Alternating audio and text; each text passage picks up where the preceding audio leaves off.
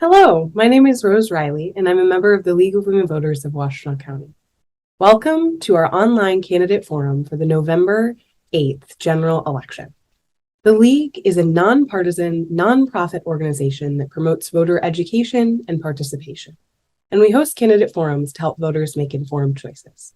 Now, let's hear from the candidates.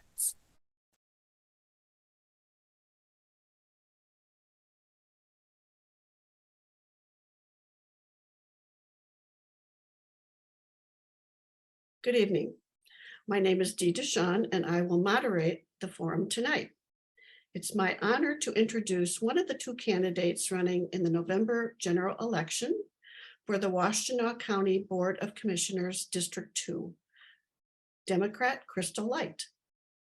The other candidate, Republican David Trent, did not respond to numerous invitations to participate in this forum. And so thank you, Ms. Lyte, for participating in this forum. And we're now ready for your opening statement. Good evening, and thank you all for the invitation. I appreciate you welcoming me to express my views and to let everyone know, citizens know why I'm running. I'm Crystal Lyte, Democrat for District 2, County Commissioner. I'm native to Washtenaw County, born and raised in Ypsilanti, Michigan, alumni of Willow Run Community School, the former Willow Run Community Schools, and alumni of Eastern Michigan University. I am a mom and a wife. And I am happy to serve the community. I've worked in workforce development, and now I am continuing to do those duties as your next county commissioner. Thank you, Ms. Lyte. Now let's go to the questions. First question has to do with the use of federal funds. Washtenaw County will receive more than $70 million in federal American Rescue Plan funds. In July, the University of Michigan's Poverty Solutions Center evaluated Washtenaw County's use of these funds. The U of M report recommended that the county prioritize adequate one-time investments in a limited number of initiatives rather than spreading funding too thinly among multiple programs. The report also recommended a focus on achieving specific measurable goals. Is the county spending ARPA funds as recommended by the U of M report? I want to say yes, that they are. I know that there is always a process whenever federal funds are awarded to a county or to a state. So I am very sure that the commission is making sure that the funds have been allocated correctly, and that they have been allocated as they are supposed to due to the federal policy and regulations. And I believe that during that process, organizations and businesses had the opportunity, the same equal opportunity to apply for those funds, so that they could go towards the organizations or the businesses. So I believe the process, and I believe that the commission is making sure that the funds are allocated correctly, fairly, and amongst policy as the federal government has provided. Thank you. Second question, Ms. Lyte. It's about safe drinking water. Two chemical spills, PFAS and Chrome 6, have endangered drinking water in the county. What steps should the Board of Commissioners take to ensure safe drinking water for county residents? So not too far from District 2, I am a Superior Township resident. And so right up the way in Barton, you have where there is some contamination going on. I believe that the commission is being proactive right now to make sure that we don't end up in a crisis as Flint does. And it's not too far away, and it's not over. So I believe that the commission should continue to test and to make sure that they set and implement a policy in place to make sure that we don't move forward into a crisis as Flint has been now for so very long. So just being diligent and making sure we are testing and making sure that we are aware that just because it's not directly in your township that it's occurring. So we have to act and not just not just be notified and aware of it, but we have to act on it. And I believe that the commission is going to do that. And when I am elected as the county commissioner for District 2, I will make sure that I am really pushing to do whatever it is that we can do to eliminate the contamination so that we have safe water for our families and for our townships, communities in our county. Thank you, Ms. Lyte. The next question has to do with election fairness. Do you believe that Washtenaw County operates free and fair elections? What additional steps, if any, should be taken to secure election processes and ensure public confidence in elections? So I believe that Washtenaw County is on the right track with our voting and elections. However, we have to be sure that we let voters know what their voting rights are. We need to educate them on, what the law is with voting. I am very happy that every citizen is allowed to vote absentee. And so I just want for individuals like myself, I like to go to vote in person, that when they arrive, that there aren't individuals trying to push them away or to make them believe that, oh, well, you have to have this piece of ID or you have to have this and able to. I want them to know what their right is. I want them to know where they can vote and that they have the right to do so. I know, as being part of the Washtenaw Democratic Party, as the co-chair, we have the Washtenaw County Democratic Party has made sure that we really inform citizens of what their voting rights are and that you are able to vote. So I believe Washtenaw County is going in the right direction, but I just want all voters to know that you have the right to vote. You can vote absentee, and you don't have to you can report individuals that are trying to deter you from voting. But I believe we are in the right direction, and everyone is able to vote absentee now. So I'm happy about that. Thank you, Ms. Lyte. All right, on to another question. This one has to do with the after effects of COVID-19. The COVID pandemic disproportionately affected Washtenaw County's least privileged citizens, especially those living in zip codes 48197 and 48198. Are there additional steps the county should take to address the effects of COVID on these residents? So as I tell individuals when they say post-COVID, I said it's not post-COVID. We are still dealing with COVID. There's still a pandemic, and we have to be aware of that. And it has affected our county and our communities severely.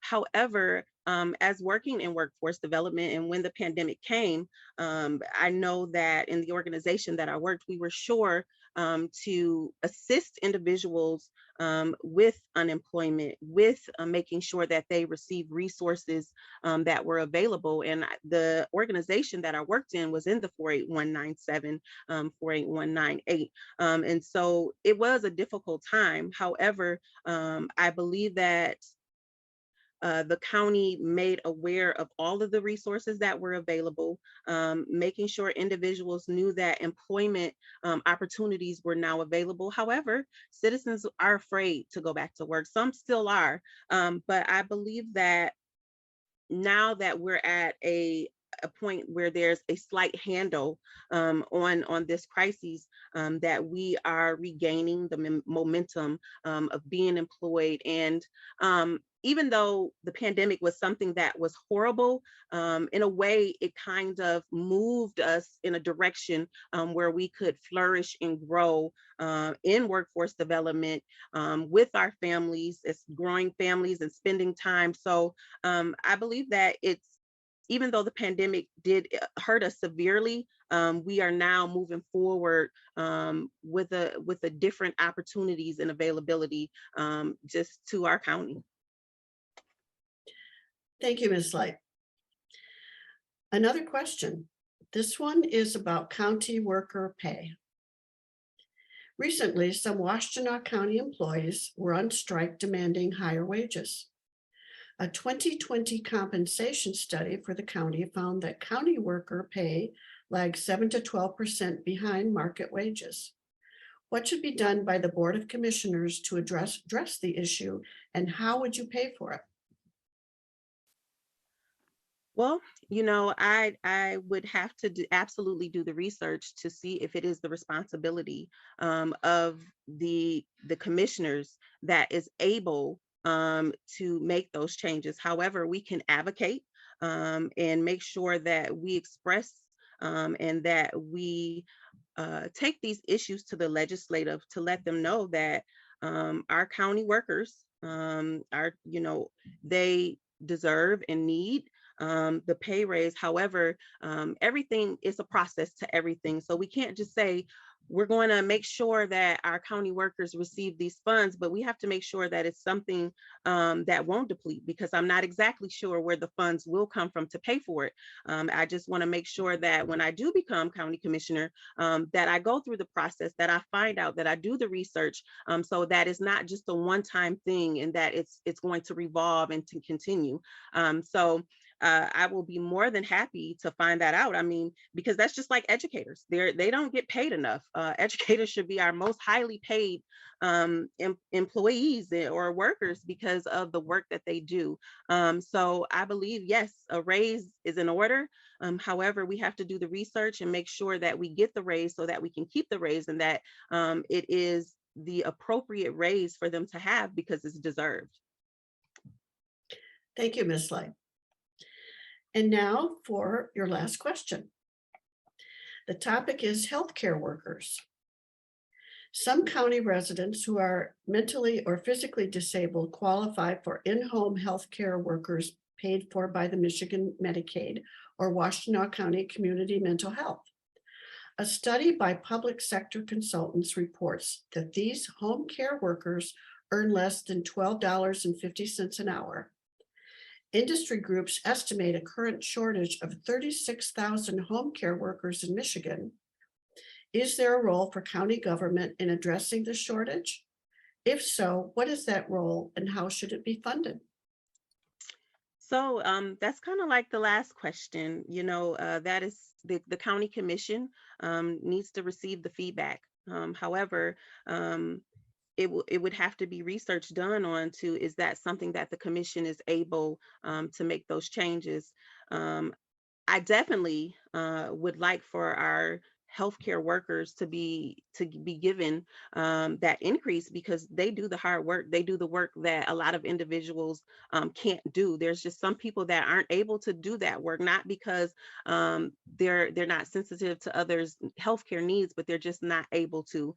So our healthcare workers are definitely in need of the raise. However, I do believe that that may be a legislative issue, but I am willing to press. I am willing to advocate and to make sure that those workers receive the pay that they should have. And that's just the issue, because our mental health and physical health in our county is something that is on it's rising, and so we need healthcare workers and individuals to care for our family and our friends in this community. So that is definitely an issue that I am willing to push for if I'm not able to change. Once I'm in office, I'll know where funds can come from, what can pay for what, and I'm willing to press the issue with my colleagues to make sure that everyone receives the appropriate pay if it's in our doing. If we're able to make those changes, I'm on it, and they can continue to press me. Okay, Ms. Lyte, we need that, we need it. So I'm willing to do the work. If I'm able to change it, it will change. Thank you, Ms. Lyte, for your responses to our questions. And now it's time for your closing statement. I would like to thank you all for this evening, for allowing me to express my issues and to express how I feel about this county and the communities in my township. I just want everyone to know that we have to get out to vote. The Democratic Party, we need to keep our seats and to get all seats blue. I am adamant about making sure that each individual knows that they have to vote. Local government right now, we need everyone to vote. We need everyone to know that there needs to be blue seats. I need to be elected as your county commissioner. So I leave with you, know what your rights are, so you are able to vote. Know what bills and know what proposals are on the ballot. Vote for your judges on the back of the ballot. You want to make sure that we take this thing over as the Democratic Party. So I highly recommend that individuals, even if you are a Republican, it's time to switch it up, so that the help that we need as our county and as our state, we need to keep everything blue so that we can continue to grow, so that we can keep our reproductive rights, and so that we can have equality and we can live. So please vote. It is important. And I just really would love to represent Superior Township District 2 on the commission board. Thank you. Thank you so much, Ms. Lyte. And we thank you for participating in this valuable session. Thank you. The League thanks the candidates and volunteers who participated in tonight's forum and community members who submitted questions. Please urge others to view our forums. Most importantly, please vote in the November 8th general elections, either by absentee ballot or in person.